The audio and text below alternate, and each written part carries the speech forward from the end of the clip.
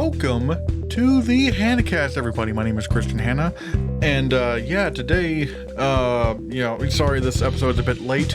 There was just a few stuff going on this weekend that I kind of wanted to talk about, but if I waited till like next week to talk about them, it would have just been bland and kind of boring.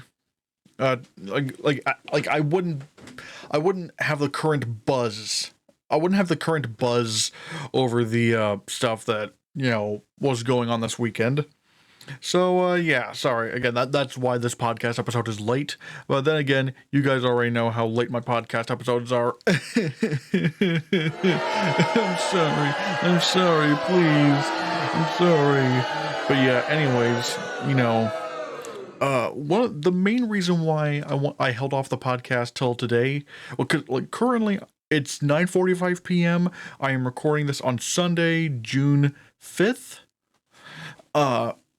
And today, because earlier today, I went to the Huntington comic and toy convention, which is basically just Huntington Comic Con, because I live in Huntington, West Virginia. And so, yeah. I'm not gonna lie, Huntington Con is it's becoming it's becoming pretty legit.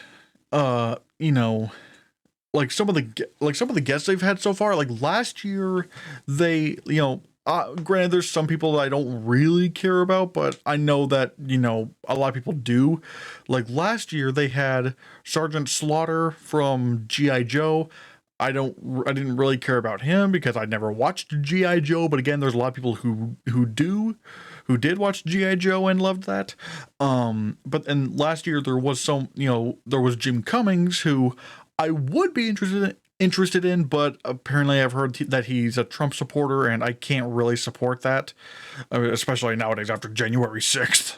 But this year they've had people like Chuck Norris, which again doesn't quite interest me, but that's really impressive with how big of a meme he is.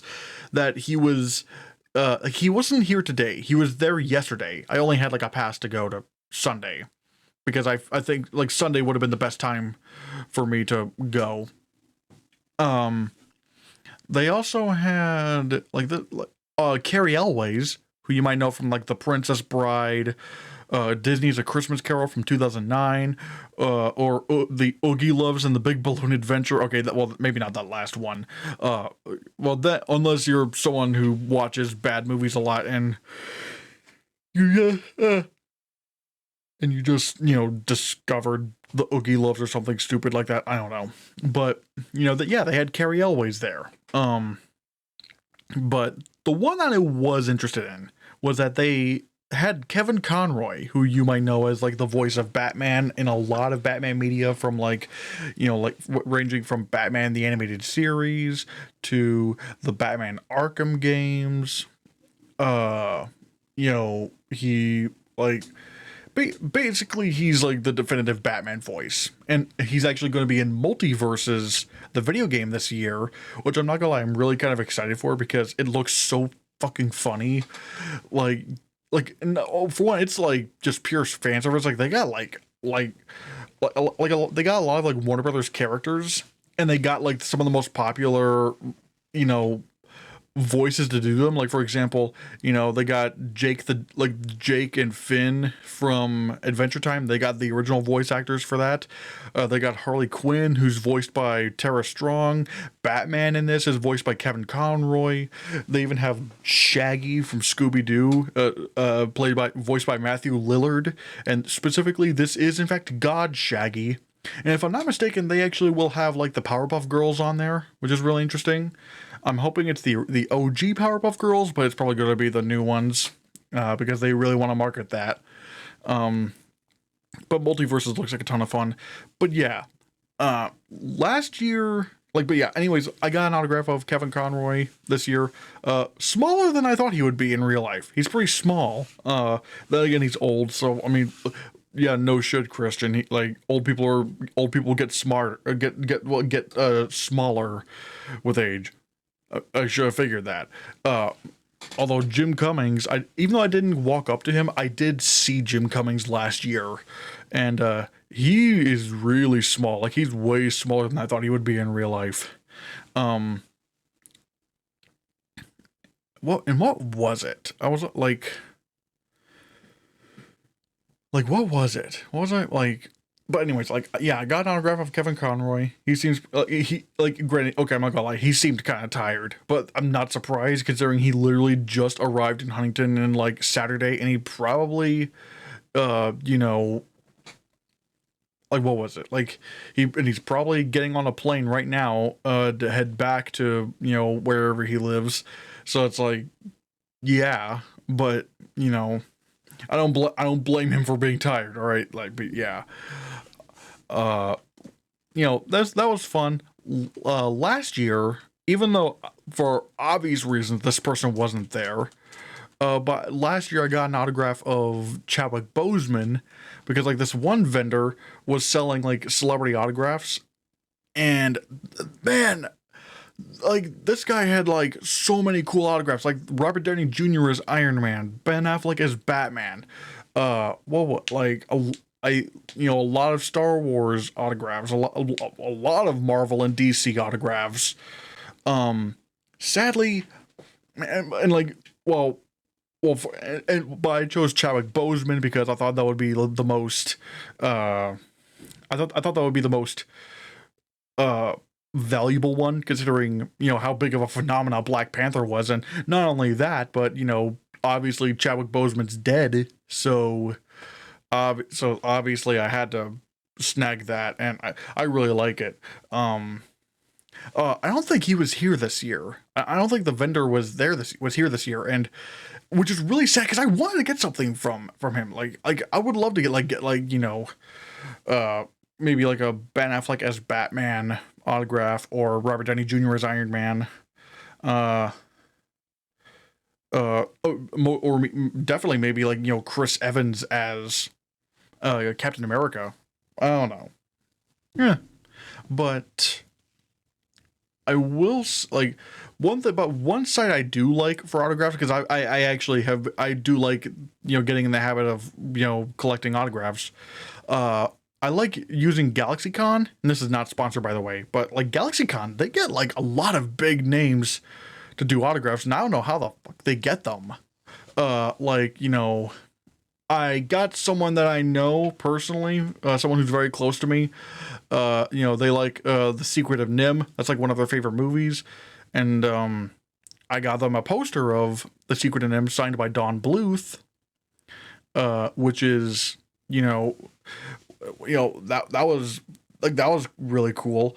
I got myself an autographed photo of Dame Judi Dench, specifically a photo of she signed a photo of her character from Cats, because I thought that would be just hilarious. But because like it works on a couple of levels. Because on one hand, yeah, I have an autograph of Dame Judi Dench, but mainly the fact that it's her character from Cats, like, is so funny. Like, because like, and honestly, I think out of any movie, like, you would have her sign and like autograph a photo of her from Cats might be the most valuable one, because that movie is so like, it's so bad and so hilarious because it's bad that it kind of makes it more valuable because more people remember that movie. And it also helps that this year she was nominated for Best Supporting Actress for Belfast, which is fun. And there have been some that I've been meaning to get. Like, for example, I really wanted to get like, there were a couple of opportunities where I could have gotten Tim Curry's autograph Tim Curry's autograph, and I really wanted to get one from Muppet Treasure Island, but because like Muppet Treasure Island is like my favorite Muppet movie by far. Like, that movie is like unironically not only a really funny parody of Treasure Island, but god damn, mainly because of Tim Curry, it's like a legitimately good like great Treasure Island movie. Like, I'm telling you, if you have not seen Muppet Treasure Island, go on Disney Plus, watch it right now, because I'm telling you, Tim Curry, especially around the end of that movie, tries way harder to sell a legitimate Long John Silver than he really needed to for a Muppet parody. He really, like, I don't know how to describe it. He takes it from, like, just being, a kind of, wacky Tim Curry to you actually feel bad for him by the end. And it's like, I don't want to say too much, but watch Muppet Treasure Island on Disney Plus. And if he ever, does GalaxyCon again, I have got to snag an autograph of him from Muppet Treasure Island, because that movie is fucking amazing. And one who's also doing GalaxyCon that I have to get an autograph of is Andrew Garfield. Apparently he's doing GalaxyCon pretty soon, and I have okay, the fact that it's Andrew Garfield, that's amazing, how they were able to get him. And I have, I'm trying to think of which one, which photo I would have of him. It would either be one of him unmasked from the Amazing Spider-Man, like a promotion, like a promo photo for the Amazing Spider-Man, the first one, or if they have the Tom Holland, Tobey Maguire, Andrew Garfield Spider-Man pointing meme promo photo from No Way Home. If it's that, I'll probably go with that, because again, it's just like the Judi Dench from Cats thing. It's a meme, although this time it was actually from a great movie. But I don't know. I love that photo of Tobey Maguire, Andrew Garfield, and Tom Holland doing the fucking Spider-Man pointing meme. I literally have it as my desktop background and my phone background right now. I'm not even kidding. I'm just in love with that fucking meme. But yeah, I like autographs. What can I say? But yeah. What else do I want to talk about? But yeah, we're gonna be talking about. Oh yeah. Also, I finally got around to seeing Morbius, because Morbius has achieved this new meme-hood, where it's when the movie came out, everyone talked about how much they hated Morbius, and granted, they still do. But then it became a meme because it flopped. Not only did it bomb with the critics, it bombed at the box office. So then it kind of created this new meme called it's Morbin time, Morbius sweep, and everyone's talking about just, I don't know why people made up it's Morbin time, because I think that it came from it's Morphin time from Power Rangers, but then they just put Morbius in there. And I'm not gonna lie, that meme is so fucking funny. And because of that meme, Sony re-released Morbius in nearly 1,000 theaters. And in hopes that it would promote the film. And honestly, I still think it was a good idea, even though it ended up not working, because apparently it still bombed at the box office. But look, I'm not gonna lie, I give them credit for trying to salvage this thing, because how do I describe, because they know the power of memes, and a lot of people are saying, they're Sony's stupid for doing this, they should have known people wouldn't have gone to see it. It's look, I mean, I don't really blame them. I think they were onto something. I mean, ultimately it didn't work. I mean, fuck, hell, I did not see Morbius in its initial run, and I finally saw it when they did the fucking meme re-release, which I'll also give you my thoughts on Morbius in general. But yeah, I heard how much everyone hated Morbius and how bad it was, and so bad that it was memed on.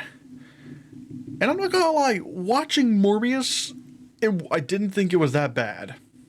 I thought it was actually pretty decent. Now, I will say, there are some things about it that I do have problems with. I thought the villain, while I thought he was well set up, ultimately became a bad guy way too quickly.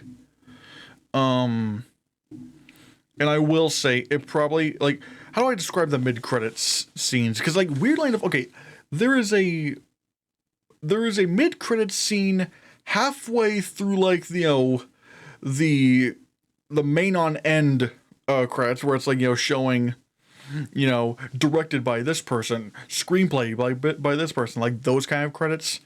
There was a mid-credit scene halfway through that for some reason.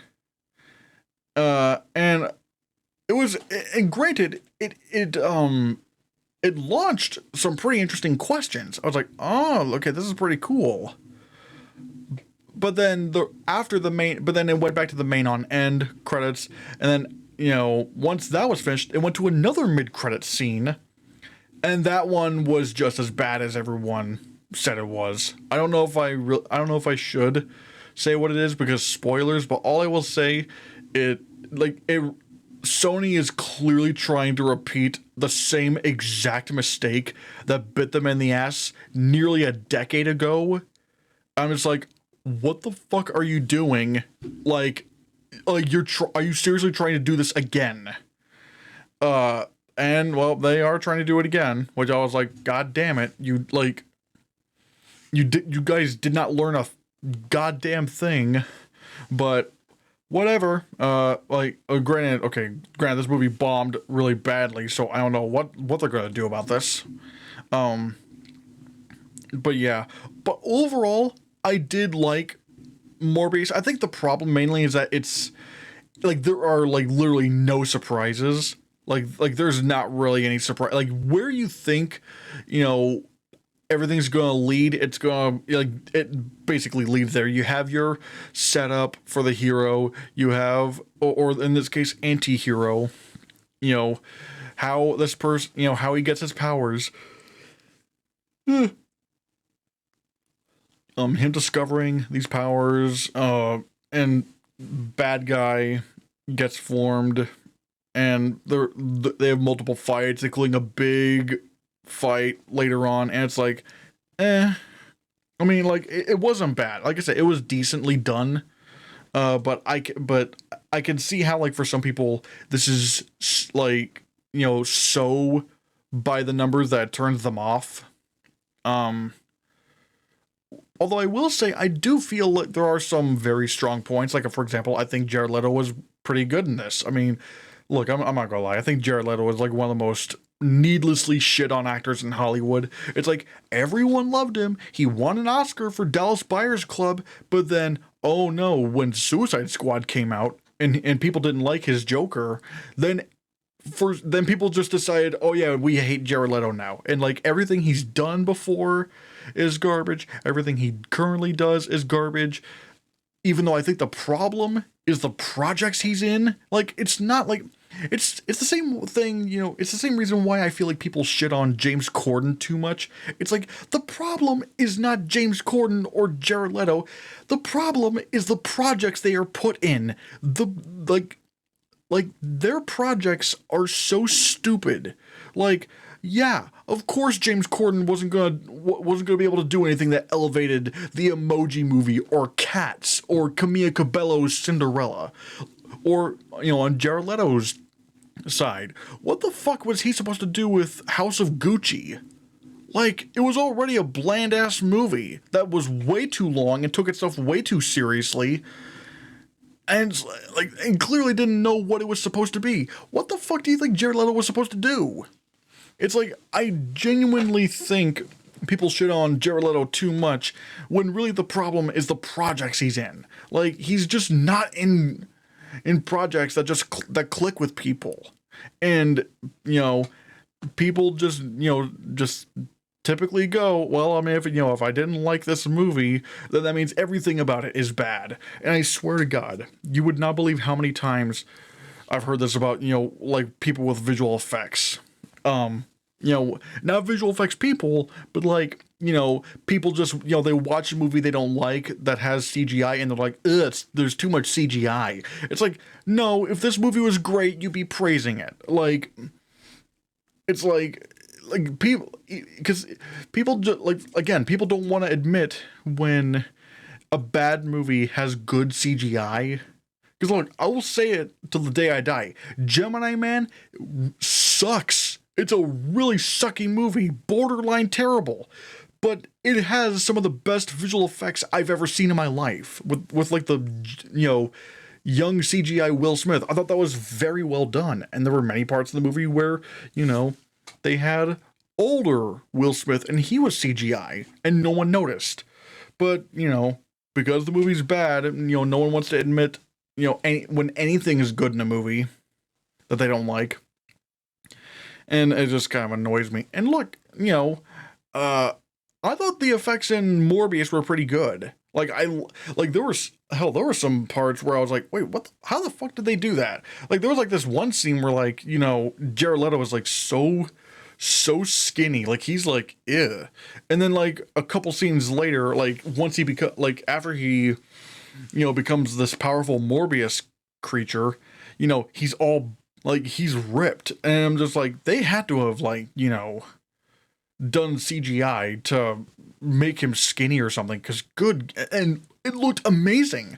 And there's probably other scenes where where they use CGI to make it to change his body, and again, it looks really, really good. The effects the CGI used to sort of show his echolocation abilities, really cool. I really like that. It's really innovative. So yeah, but yeah, I don't love Morbius. It's not, it's not one of, the best comic book movies ever. But I don't think it was that bad. Although, granted, again, I could see why people would say that. And especially that second mid-credit scene. Holy shit. Like, that was terrible. It was, although weirdly enough, there was no end credit scene. Which makes me wonder why they even bothered having 2 mid-credit scenes in the first place. Like, why not just save, that last one for, the very end credits? It was very weird. But, yeah. Those are my thoughts on Morbius. And I applaud Sony for trying to take advantage of the meme. Hoping it would increase box office. It didn't. Although I will say, if they ever bring back Morbius... if they ever bring back Morbius for... if they ever bring back Morbius for another Sony property, whether it be, Venom or the next Spider-Man movie, I will say...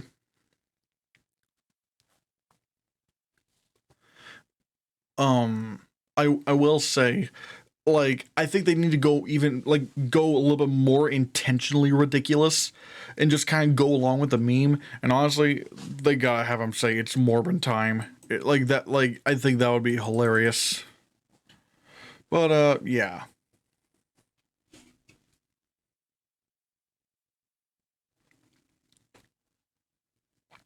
Let me look at, what else is going on in the news. Oh yeah. One thing that came out in the news was that Todd Phillips, the director of Joker, has apparently been asked to advise where DC should go. Now, he's not like the Kevin Feige of DC. He's not they haven't picked that. Warner Brothers has not picked that out yet, because obviously, if you haven't heard, you have to be living under a rock to not figure this out. But Discovery bought Warner Brothers, and now they have merged as this company called Warner Brothers Discovery. And David Zaslav is the overall CEO of this huge company. And I will say, I'm really interested to see where this goes.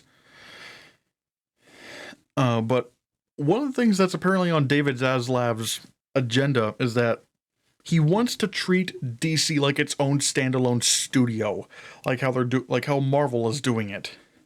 And I think that is a very smart move. And, one of the things he wants to do is he wants to try to find, the Kevin Feige for DC. But in the meantime, he's going to Todd Phillips, who, again, is not acting as, the head of DC, but he's going to be, advising, giving some advice on what projects should probably get made and what, where DC should go. And I think this is a great idea because, I mean, look, I know Joker is pretty polarizing, but I don't care. For me, Joker is the best comic book movie to ever come out since The Dark Knight. And for me, still the second greatest comic book movie ever made. Like, I love Joker. I thought Joker was such a different, interesting take on this character that everyone knows, but yet did some things that are pretty different. And some people will call it just, but it's a Scorsese ripoff. It's like, well, Scorsese was, at least at one point, attached as like an executive producer, so it's like, obviously, this is meant more of an homage or something around those lines. But even then, like, you can literally find, inspirations in like every movie out there. And I still think Joker did enough to make it distinguish itself from other, from the Scorsese movies that it was inspired from.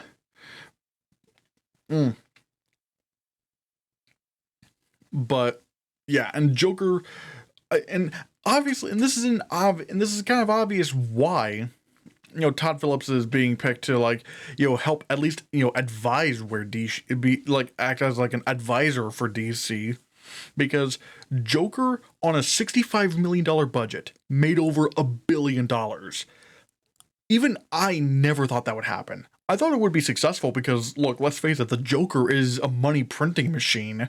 Like, you put the Joker in a live action movie, and the movie is successful. Because, like, look at 1989 Batman. With that had the Joker, and out of that Tim Burton, Joel Schumacher era of Batman, that first one from 1989 is still the highest grossing Batman film of that era. Then you look at, Christopher Nolan's Dark Knight trilogy. The Batman Begins made like $300 something million, which it did okay. But then The Dark Knight came out when they introduced the Joker, and it made over $1 billion worldwide. Which at the time, which, keep in mind, in 2008, that was a rarity. That was rare. That almost never happened. And then you have, well, what was it? You had Suicide Squad from 2016, and look, again, so you about the film itself, but the marketing pushed the Joker.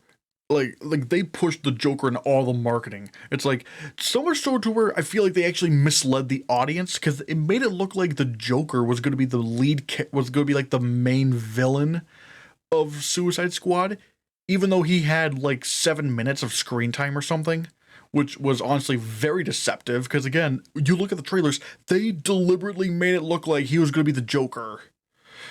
It was honestly baffling to me. But it worked because the movie made over $700 million worldwide, and because, look, let's face it, no one fucking knew what the Suicide Squad was, other than comic fans. Comic book fans knew what the Suicide Squad was, but the general audience, I guarantee you, did not know anything about the Suicide Squad. Hell, look at me, I don't read comics, and I barely knew what the Suicide Squad was when they announced it. Hell, when they did announce it, I didn't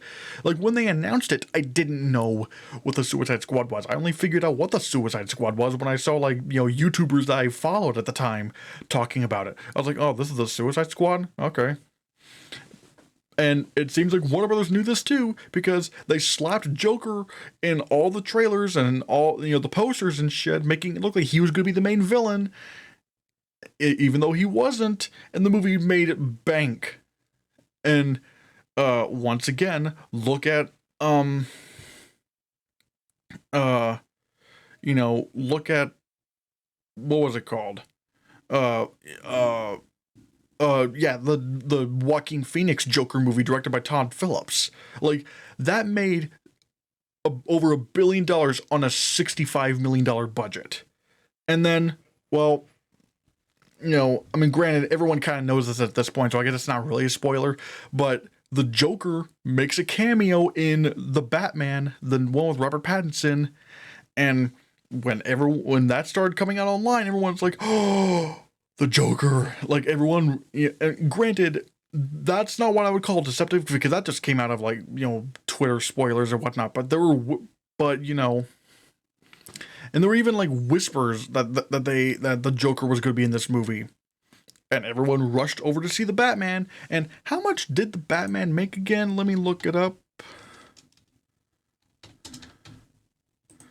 The Batman has made $770 million worldwide, which is really impressive. So don't tell me that the Joker does not have power in film, because he does. You can literally sell a movie just by having the Joker in it. And not only, but anyways, back to the whole reason why it's a smart move, why that Todd Phillips is helping, acting as an advisor for DC. Because again, his Joker movie made over $1 billion, and it also got nominated for 11 Oscars, including I think it was, what was it nominated for? It was nominated for sound editing, sound mixing, costume design, makeup and hairstyling,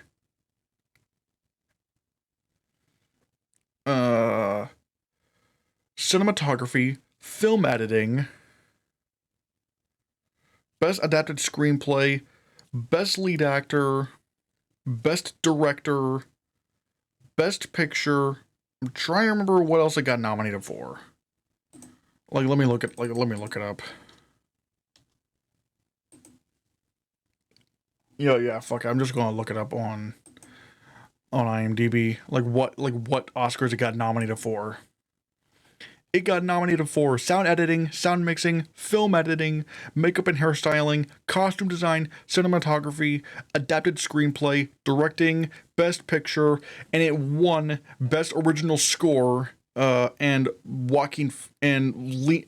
lead actor Joaquin Phoenix. So yeah, that's why Todd Phillips is being brought in as an advisor for DC, because Joker was the unexpected hit no one was expecting, even though I was kind of expecting it to be a hit because again, the Joker name alone would sell it. But even then, I didn't think it would make $1 billion because it's not a big spectacle film and it's not a family film. So it's like, it's just a psychological thriller. And yet it made $1 billion. So you're damn right that David Zaslav is looking at Todd Phillips to at least, sort of give him advice on where DC should go. So yeah. And that's that. I think this is a great idea, and I'm really wondering who David Zaslav is going to pick as the head of DC, because they did, initially, when AT&T had, Warner Media, they technically assigned Walter Hamada. Like, they said, oh yeah, he's going to be the new head of DC. But apparently even that kind of fell through because he was ultimately just kind of put as a part of of a committee that would guide DC. But it's like, no, you gotta have like one person guiding all of this, again, like Kevin Feige.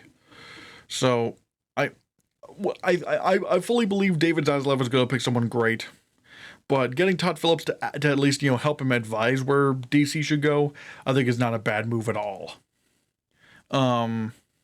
Moving on to something that's not very Pogger, like not very Poggers, and is honestly kind of upsetting. Is, I mean, it's been no secret that film fandom has been really toxic, especially in recent years. You just look at where Ghostbusters was in 2016, and people were just trashing the idea of a female-led Ghostbusters movie. And look, and and this will also kind of go into, you know, the stuff that I'm about to talk about here, but people, you know, would go, oh, what? So you're saying, you know, anyone who doesn't like this Ghostbuster, like the idea of like doesn't like the 2016 Ghostbusters is sexist? It's like, no, obviously not ever. Like if you just don't like this movie on its own merits, fine, but you have to be blind. You would have to be actively denying that there weren't like you would have to be actively denying the fact that there were, like, you would have to be actively lying to say that there weren't a lot of really sexist people talking about, you know, just trashing the idea of a female-led Ghostbusters movie. And if you don't see that, well, then that's kind of your problem, because I don't know, I really don't know what to tell you. Because again, no one is saying, you know, if you don't like the thing, then you're sexist. Obviously not. But there were a significant chunk of people that were. And it kind of, you know, we saw this happen again with, you know, when the last, I mean, hell, not even before The Last Jedi came out. Like, you know, when Force Awakens was coming out, you know, there were a bunch of really racist things being said towards John Boyega about him being a black stormtrooper, which was, again, really disturbing to watch, like how people,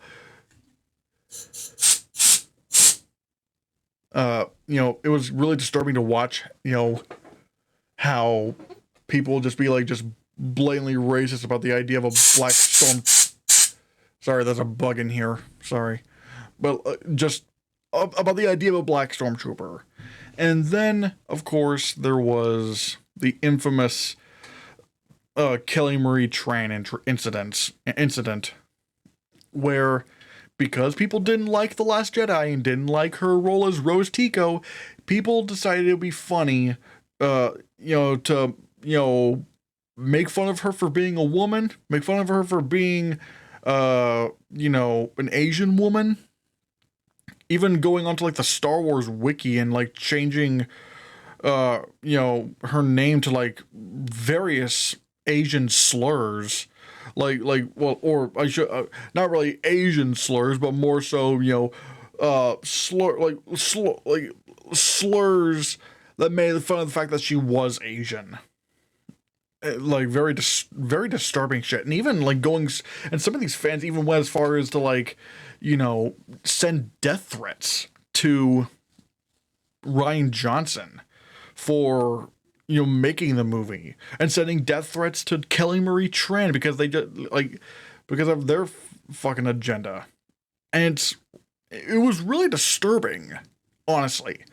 So disturbing to where Christopher McQuarrie, the director of like Mission Impossible 6 and is currently directing Mission Impossible 7 and 8, he says, look, I'm not gonna, you know, I like Star Wars, I'm not gonna direct them because I don't want to deal with the backlash.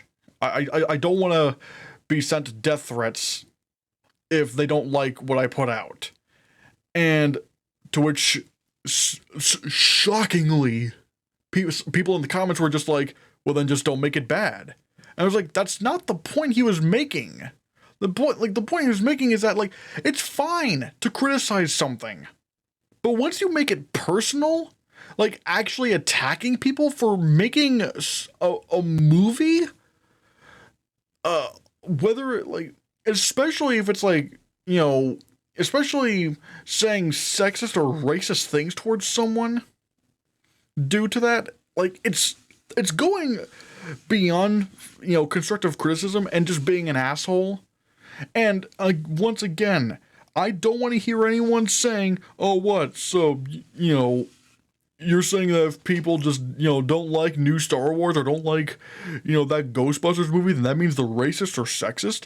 Obviously not, but the fact that you had to fucking ask that kind of, like, makes it very suspicious that you were one of those people being racist and sexist.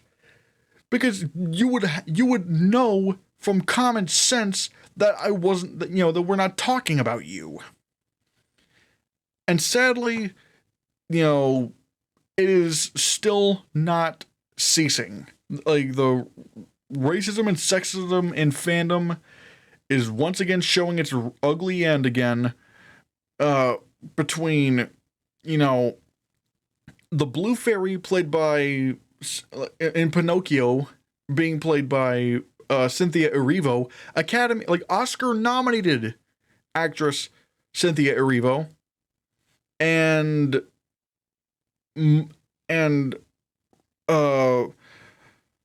Moses Ingram, who plays Reva in the series Obi-Wan Kenobi on Disney Plus.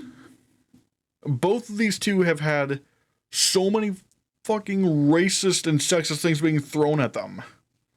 Because, like, I remember back in the day, they would always say, it's like, these movies are so political. And I'm just like, political? What the fuck do you mean political? Like, the fact that as a female, I remember when The Last Jedi came out, and I saw this one guy complaining on like, it was like I think it was like a Rotten Tomatoes, audience review, which, for one, never listen to the audience reviews. All right, literally anyone can make a review for those, without having to prove that they've seen it. All they have to have is an email address, which literally anyone can get. So that doesn't help. So, like, basically just don't listen to audience reviews. But regardless, this one guy said the most asininely stupid thing about The Last Jedi, saying, this movie was so stupid, it would always pause every minute to discuss gender studies. And it's like, what the fuck do you mean gender studies? Like, the fact that it has a female lead, Rey, that makes it suddenly about gender studies? Like, it was the most mind-bogglingly stupid thing I've ever heard in my life. And, like, they would always say, oh, I hate it when these movies go political, even though it's not political at all to have also, even then, it's fucking Star Wars. What the fuck do you think a war is? It's literally, like, wars are literally politically motivated battles across nations, like, between two or more nations. That's what wars are inherently political. And it's so stupid. Like, it's so stupid. But now they don't use political anymore. They use the term go woke, go broke. Oh, this show's gone woke. This movie's gone woke. I swear to God, I fucking hate the word woke nowadays. I fucking hate that word because of people's usage of it. It's like, they always put on, like, the woke shield, when really they just don't want to see, like, when in reality, they just hate the fucking idea of, like, a black character having a prominent role in something, or a woman, or both, which is definitely what Moses Ingram and Cynthia Erivo are going through with this, being attacked because they're black women. And like this, and the same thing went for Kelly Marie Tran as well. I mean, granted, she's not black, but she's a person of color. She's Asian, and so she got both ends of the stick with, and people will go, and some people will just go, well, they have Giancarlo Esposito on The Mandalorian, and we're not making fun of him, so we're not racist or sexist. I'm like, again, the fact that, like, once again, if you just don't like the character of Reva, or you find the performance a bit bland, that's fine. But if you're actively ignoring the fact that there are a lot of people bullying Moses Ingram, then you're part of the problem, and you are one of them. If you, like, because no one is saying if you just happen to not like the character or not like the performance, no one's calling you sexist or racist over that. But, it's participating in that racism and sexism, or even, or flat out denying that it's happening, even though it's very obvious that it is. That's what makes you racist and sexist. It's just so stupid. And it's like, you have to be blind and not realize that this is a thing that's happening. And again, the same thing was happening again when, Cynthia Erivo as the Blue Fairy. People are going, oh, why do they have to change the character from, white to black? And this is another stupid thing I hate from people when they say, there wasn't any reason to swap the races. It's like, well, if there wasn't really any, there's not really any reason not to. Like, when the fuck have you ever seen a fairy? Fairies don't exist, you idiot. And people will always go, oh, well, what about if Black Panther was changed to a white guy? No one would like that. It's like, yeah, because the race and culture of that character is inherently important to Black Panther. So of course, or people have also said, oh, well, if they made Mulan white, well, then everyone have a problem with it. Because people have a problem with it because Mulan's racial background in China and her environment shapes her character. That is inherently important to her character. Nothing about the Blue Fairy, or Ariel in The Little Mermaid, who, Halle Bailey, who's playing Ariel in The Little Mermaid next year, she also got attacked because, she's a black woman and she's playing a role that was originally white. But again, it's like, fairies don't fucking exist, and mermaids don't fucking exist. Nothing about Ariel or the Blue Fairy is important to her being, nothing about that is important to her character. Her race is not important. Black Panther and Mulan, that is very important to their characters, that they stay, that Black Panther stay black and Mulan stay Chinese, because the narratives are held to them being that way. And it's just so fucking annoying. And again, with the Moses Ingram thing, it's like, and the funny thing is, anyone who ever says, who says, oh, why do they have to make this character, again, with the Cynthia Erivo playing the Blue Fairy, it's like, why do they have to make her black? Can't they just make new black characters instead of black washing them? Even though Moses Ingram in in Obi-Wan Kenobi is, by all definitions, an original character made for Obi-Wan Kenobi, the series, and people still made fun of her because she's a black woman.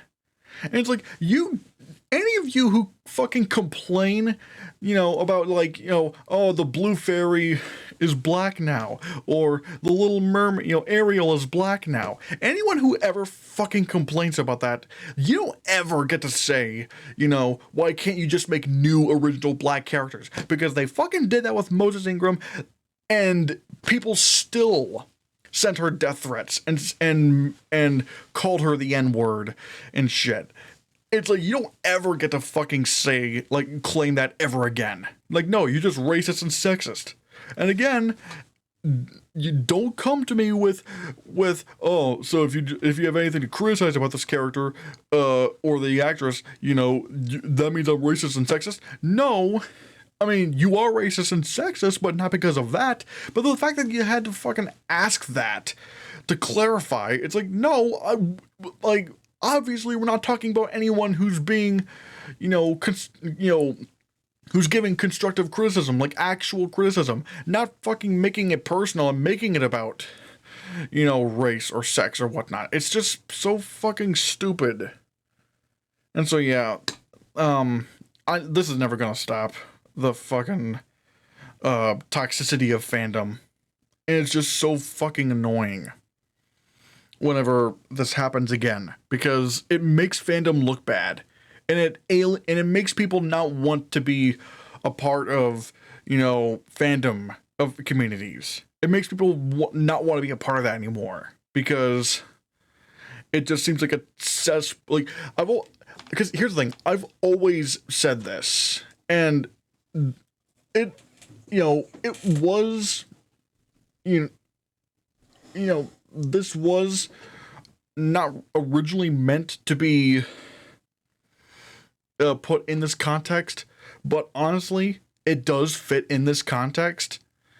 And it's, the one thing that will kill fandom is gatekeeping it. Like, my original quote was, comic book movies, superhero movies aren't what's killing cinema. It's the gatekeeping of cinema. And honestly, the whole gatekeeping thing, it's not just about, like, now that I think about it, it's not just about, gatekeeping, saying what is cinema and what isn't cinema. It's also about gatekeeping it from, from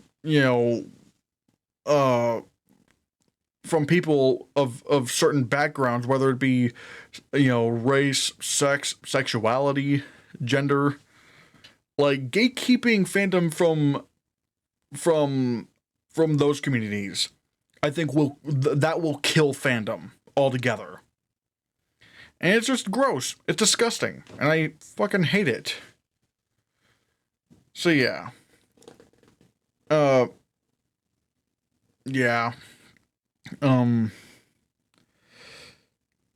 I'm trying to figure out, what my next,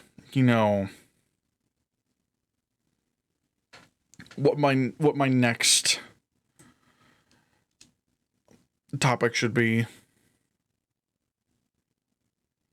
I'll probably wrap it up with this final topic, and it's the thing that's been in the news for like years, and it's technically this specific thing has been in the news for like a year at this point. Trying to figure out, like, okay, how do I describe it?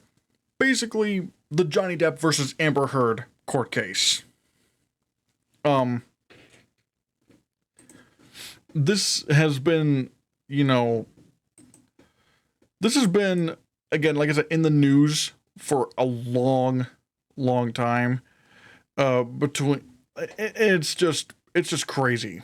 I'm trying to look up the,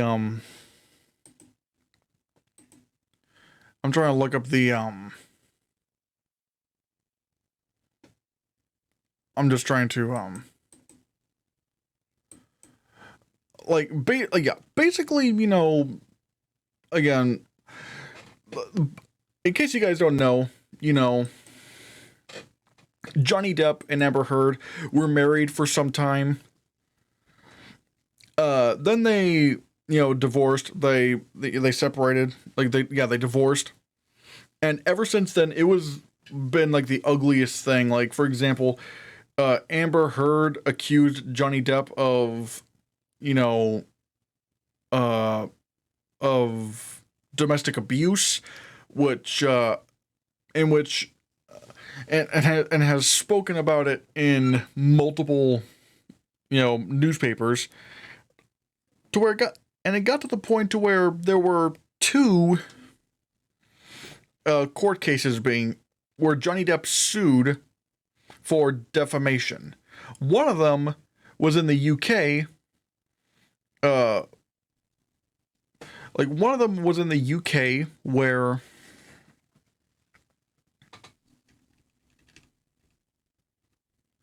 one of them was in the UK where Johnny Depp sued The Sun, a newspaper publication, where they called him a wife beater, and Johnny Depp lost that case.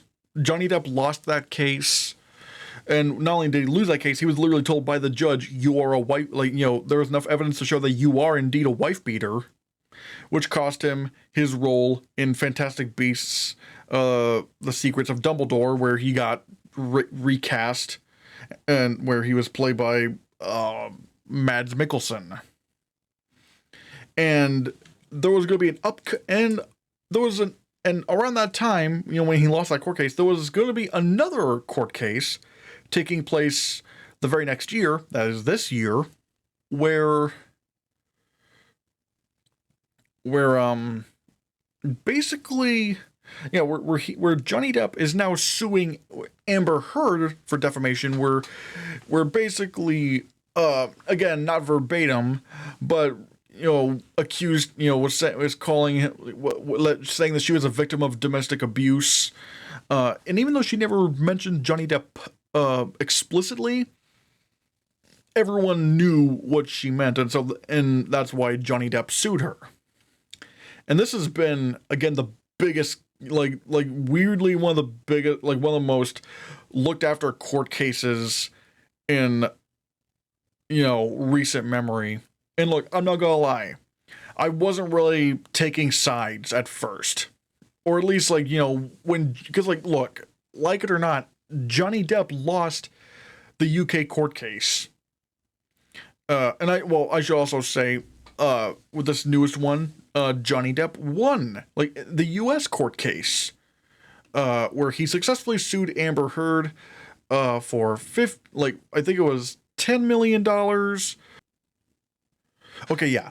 The jury awarded Johnny Depp $10 million in compensatory damages and $5 million in punitive damages in his defamation suit. Although the $5 million was capped at $350,000 due to, because $350,000 is the maximum, that you can earn in punitive damages in Virginia. And also, what was it? Amber Heard won, I think, $2 million. Ow.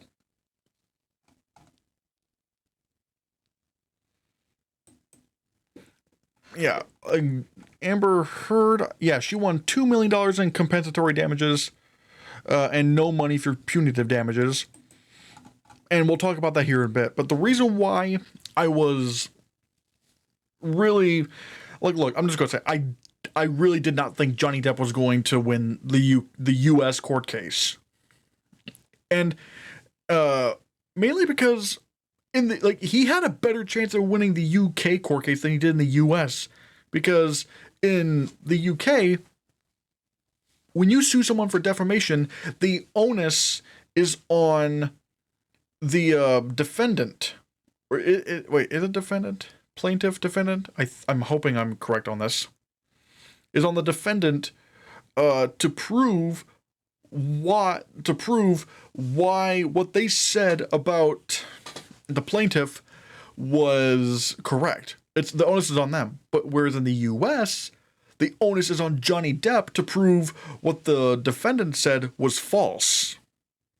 And not only did Johnny Depp lose the UK court case, he lost 2 appeals.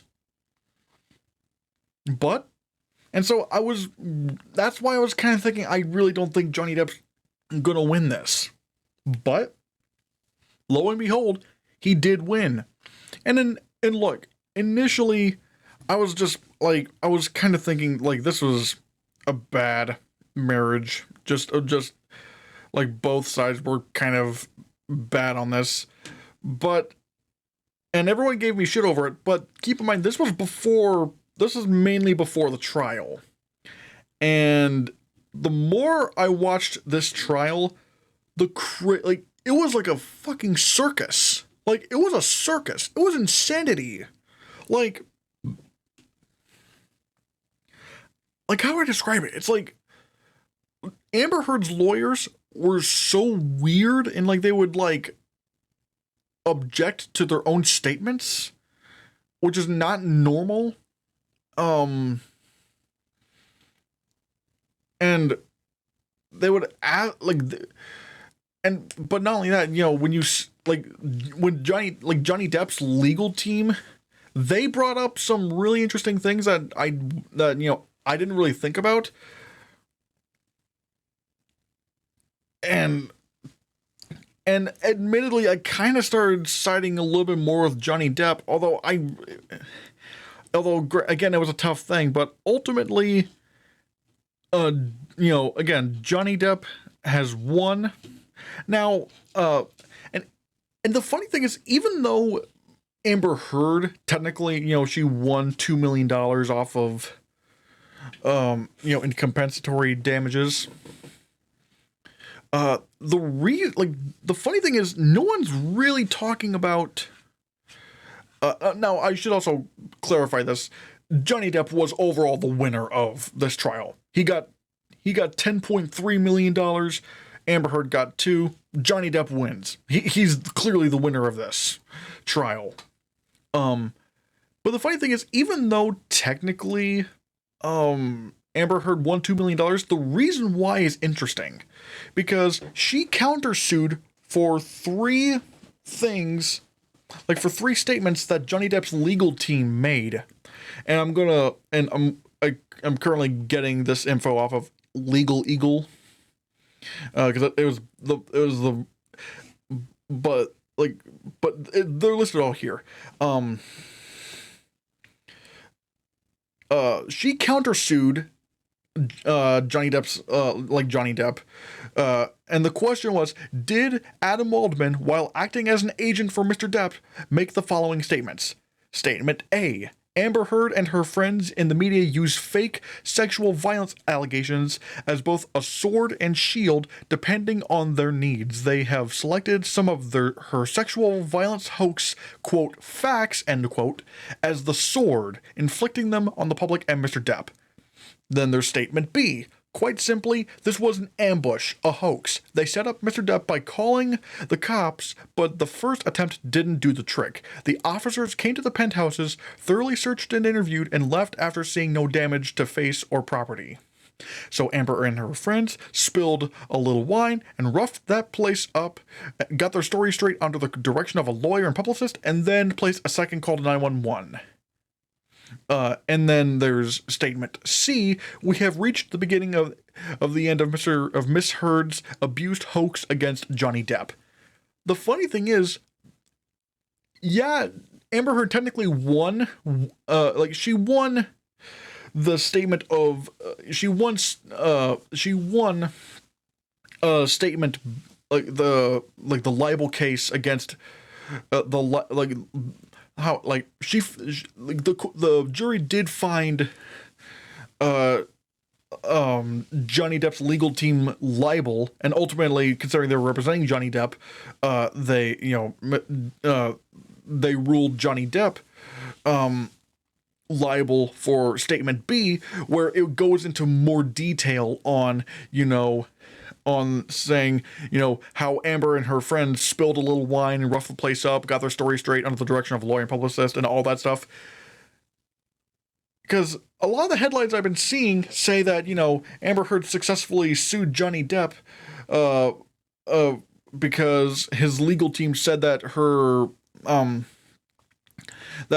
sexual violence accusations were a hoax. But that's not really true, because they did find, the jury did find statements A and C true, where it's ruled against Amber Heard, saying, you can't really, Johnny Depp can't really be found liable for those, even though they both say that call her accusations a hoax. But the reason why statement B was found to be libel was that it went into more detail in a specific situation. More detail in a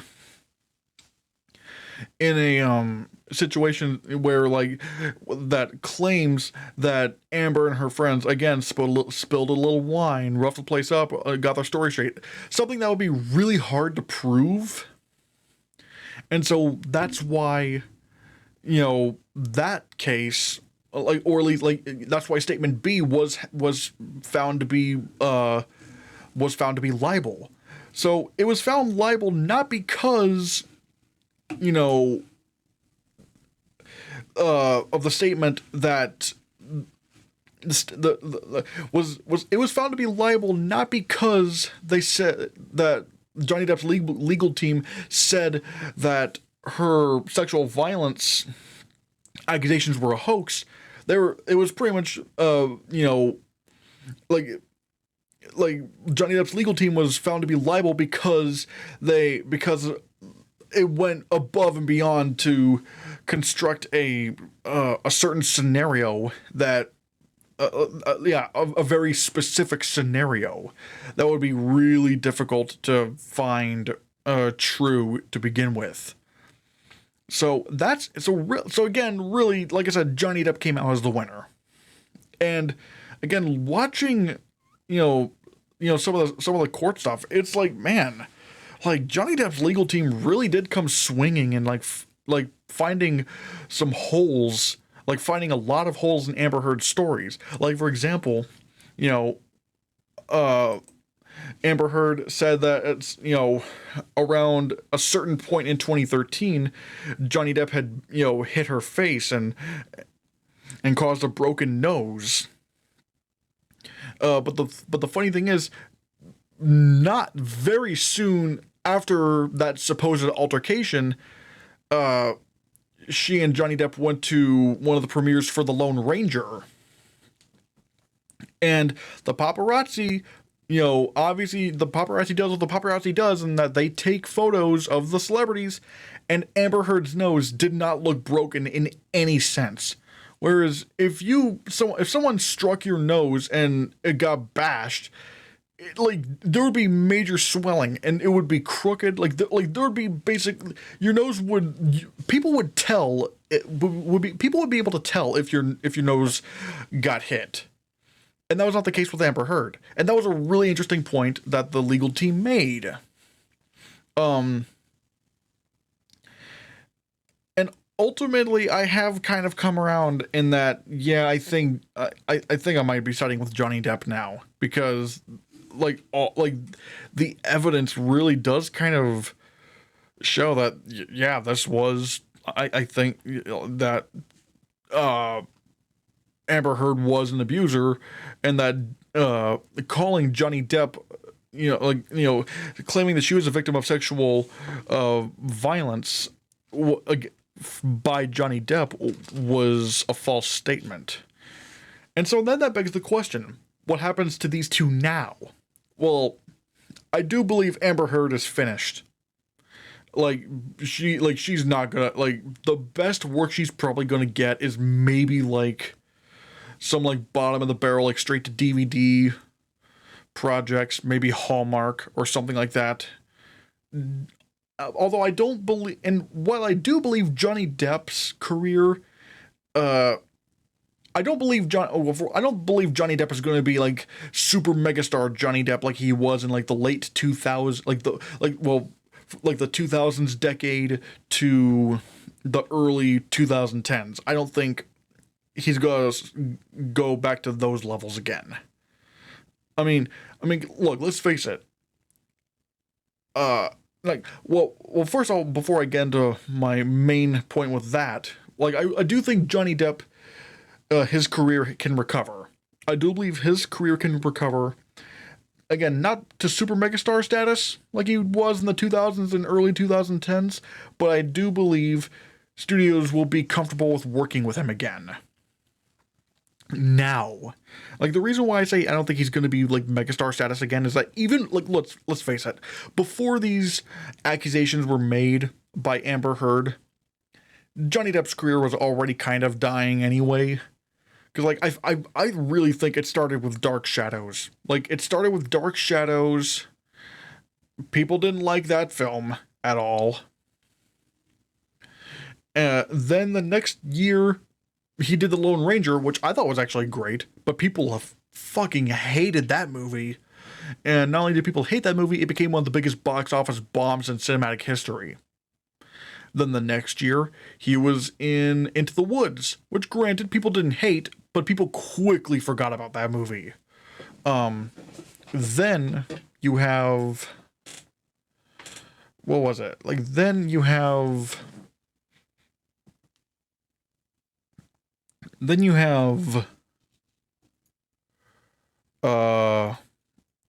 2015, where he did do Black Mass, which got him a ton of praise and even a Screen Actors Guild Award nomination, which kind of showed that he was probably close to getting an Oscar nomination.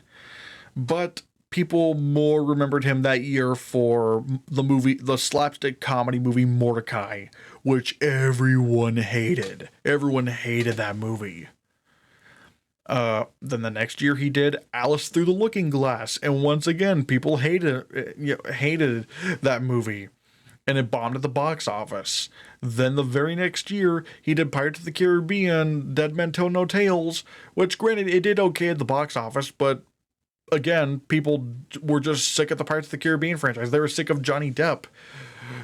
Because again, like I don't know what was with the agent he had at the time, but he had probably like one of the worst agents for like a star of his caliber that you could imagine, because like good god, like it was insane.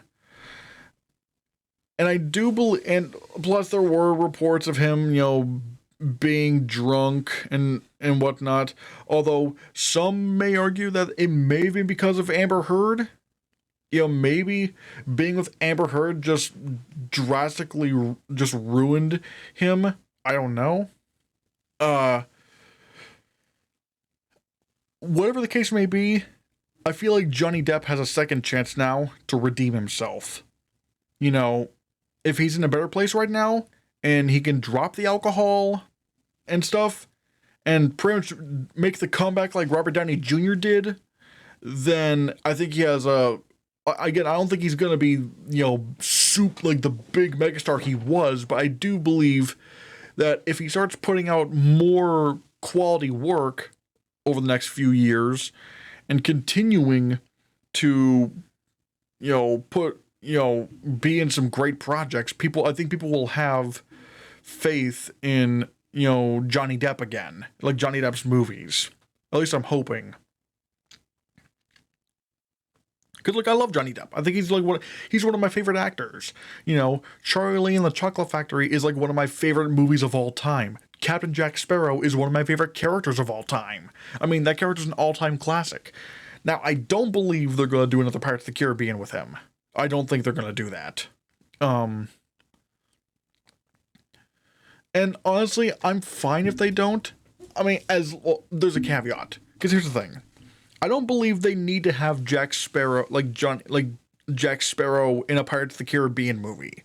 Because look, Pirates of the Caribbean existed before there was Jack Sparrow, and so I think it can work. That being said, if you're going to do a Pirates of the Caribbean movie without Johnny Depp, don't have Jack Sparrow in it. That's the one caveat. Do not recast Jack Sparrow. That's where I think it becomes a problem. But if you're just doing a Pirates of the Caribbean movie, it's like a separate story and it has, some new characters, then all right. I'd be fine with it. Although even though like I said, I would like to, it would be cool to see Johnny Depp, play Jack Sparrow one more time.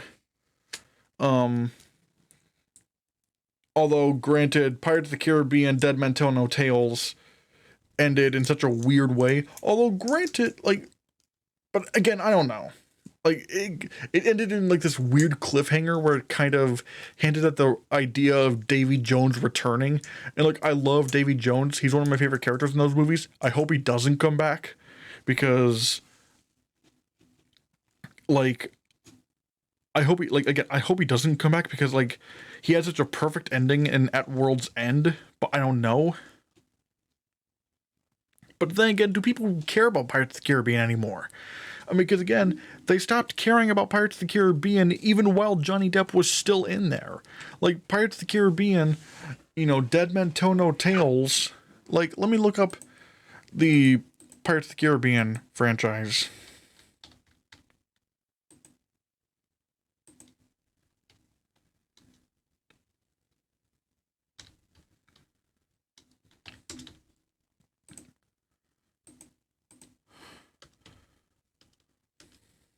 Let me look up, franchise Pirates of the Caribbean. Wait.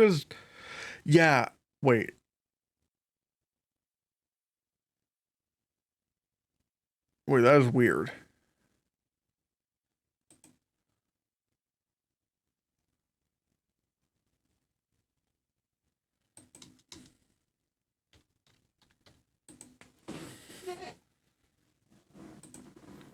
Wait, for some reason, it's only showing the domestic tally. It's only showing the domestic tally, which is really weird. Why isn't it showing... Yeah, it's not showing the worldwide box office. Do I have to freaking... Let me just go... Oh, fine. Let me just go to the numbers. The worldwide box office. Okay, so Pirates of the Caribbean... Okay, yeah. Pirates of the Caribbean...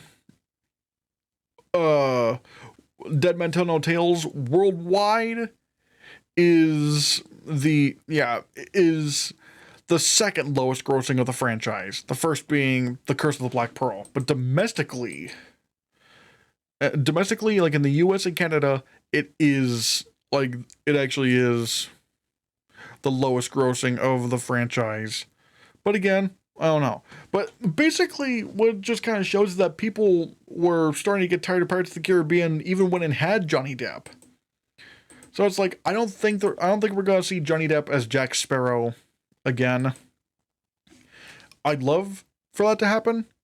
Once again, I would love to see like a proper send-off for, Jack Sparrow. It would be, I honestly think it would be really cool, like have like a one last ride kind of movie with Will Turner and Elizabeth Swann. I don't know if they all would, who knows, but yeah.